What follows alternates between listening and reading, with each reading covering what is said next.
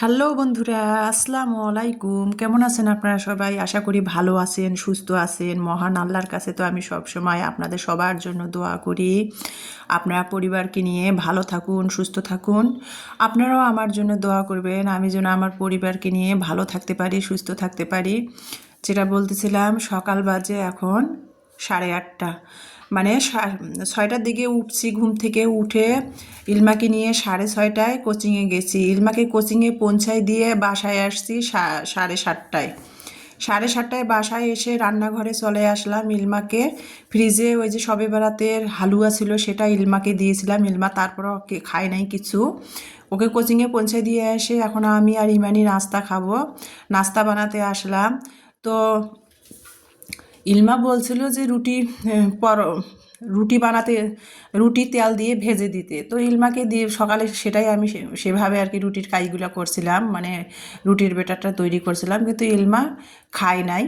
তো সেটাই আর কি আমি 8:30 বাজে রান্নাঘরে চলে আসলাম। ইলমাকে কোচিংয়ে পৌঁছায় দিয়ে বাসায় এসে রান্নাঘরে চলে এসে রুটিগুলা আমি এখন তেল দিয়ে, হালকা করে তেল দিয়ে ভেজে নিচ্ছিলাম।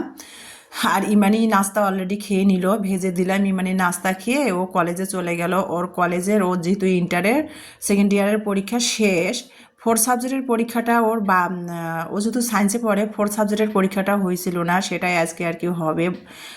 বন্ধ ছিল কোনো কারণে, সেই পরীক্ষাটা আজকে হবে। সেই জন্য ইমানি কলেজে গেল, ফোর্থ সাবজেক্টের পরীক্ষাটা আছে সেটা দেওয়ার জন্য। তো ইমানিকে নাস্তা খাইয়ে দিলাম, ও চলে গেল কলেজে পরীক্ষা দেওয়ার জন্য। এখন আমি খেতে বসলাম ডাইনিং টেবিলে। একটু চা বানিয়ে নিয়ে আসছি। গরুর দুধের, দেশি গরুর দুধের চা তো একটু বানায় রাখলে না কি হয়, কালো হয়ে যায়। সাথে সাথে না খেলে, চাটা যদি বারবার গরম করা হয় কালো হয়ে যায়। ইমানিকে বানিয়ে দিলাম। ইমানি খেয়ে কলেজে গেল। তারপরে আমি বাকি রুটিগুলা, বাকি পরোটাগুলো রুটির শেপে হালকা তেল দিয়ে ভেজে নাস্তা খেতে আসলাম। আর চাটা আবারও গরম করে আমার জন্য নিলাম। চাটা অনেকটা কালো হয়ে গেছে।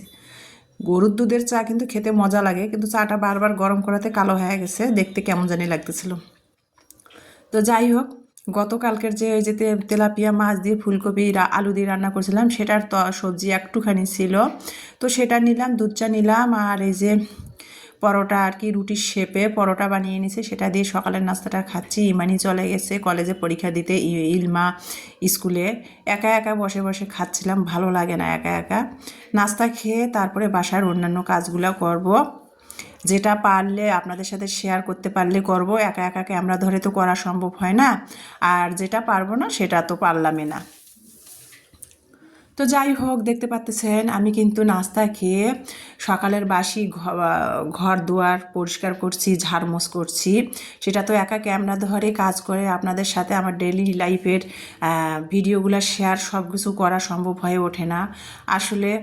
যাদের কেউ হেল্পিং হ্যান্ড থাকে, বা কোনো কেউ ক্যামেরা দিয়ে ভিডিও করার পাশে থাকে, তাদের জন্য সব কিছু A to Z সব কিছুই একটু একটু করে শেয়ার করা সম্ভব হয়। কিন্তু আমার তো আর কেউ নাই। আমার দুই মেয়ে, বড় মেয়ে কলেজে, ছোটো মেয়ে স্কুলে গেছে। আমি যতখানি পারছি আপনাদের সাথে শেয়ার করার চেষ্টা করছি, আমার দৈনিক ডেইলি লাইফের জীবনের টুকিটাকি ভিডিও করে। তো যেটা বলতেছিলাম, আসলে আমি গুছিয়ে কথা বলতে পারি না। তো লাউ শাক কেটে নিলাম নাস্তা খেয়ে। অফ ক্যামেরাতে কিন্তু আমি বাসার সব কাজ করে রান্নাঘরে চলে আসলাম, লাউ শাক কাটতেছিলাম। আর শাকগুলা কিন্তু বাড়িওয়ালা ভাইদের জাংলার। আপনাদের অনেক সময় আমার ভিডিওতে বাইরের প্রাকৃতিক দৃশ্যগুলো কিছুদিন আগে দেখিয়েছিলাম। সব সময় বাইরের ওয়েদারগুলো আপনাদের রান্নাঘরের জ্বালানা দিয়ে ভিডিও করে দেখাই।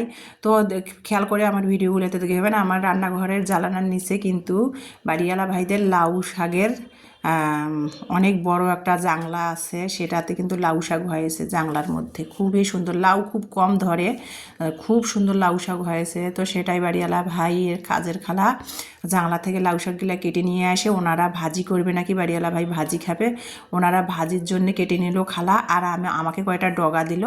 আমি বলছি যে আমি ছোটো মাছ রান্না করব টমেটো আলু দিয়ে। তো বাড়িওয়ালা ভাইয়ের কাজের খালা বলতেছিল যে লাউয়ের ডগা দেই জাংলা থেকে কেটে এনে, আর আমরা কিছুটা বাড়িওয়ালার জন্য ভাজি করি, কাজের খালা বলতেছিল। তো খালা কয়েকটা আমাকে লাউয়ের ডগা দিয়েছে, মানে লাউয়ের শাকের না মাথাগুলা দিয়েছিল কচি কচি, সেটা আর কি আমি নিয়ে এসে আমার বাসায় লক করে খালা লাউ শাকের নাম মা কুচি কুচি ডগাগুলো দিয়ে গেলো, সেটাই আমি কেটে বেছে ধুয়ে তারপরে যে দেখতে পাচ্ছেন রান্না করতেছি 2টা আলু কেটে দিয়ে। খালা বলতেছিল যে বাড়িওয়ালা ভাইরা নাকি লাউ শাক ছোটো মাছ দিয়ে খায় না। তো খালা আবার আমাদের ওইদিকে গাইবান্ধার লোক, তো খালা আবার শাক দিয়ে যে কোনো শাক দিয়ে মাছ রান্না করাটা পছন্দ করে। তো খালা বলতেছিল যে লাউয়ের শাকের ডগা নিয়ে রান্না করো, আমাকে একটু তরকারি দিও, ছোটো মাছ টমেটো আলু দিয়ে রান্না করার দরকার নাই।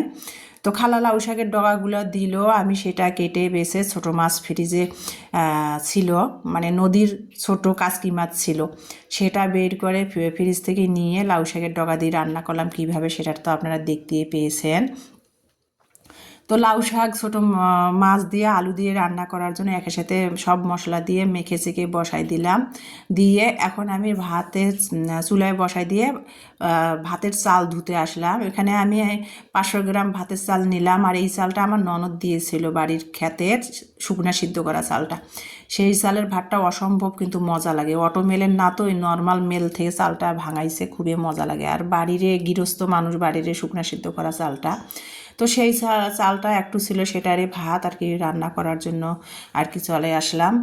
তো 500 গ্রাম চাল ধুয়ে তারপরে রাইস কুকারে আঙুলের 2 রেখা দিয়ে পানি মেপে বসাই দিয়ে রাইস কুকারের সুইচটা অন করে দিয়ে চলে আসলাম রান্নাঘরে। ওই যে লাউ শাকটা আলুয়ে ছোটো মাছে মেখে চেখে বসাই দিয়েছিলাম, সেটা উল্টায় পাল্টায় দিচ্ছিলাম।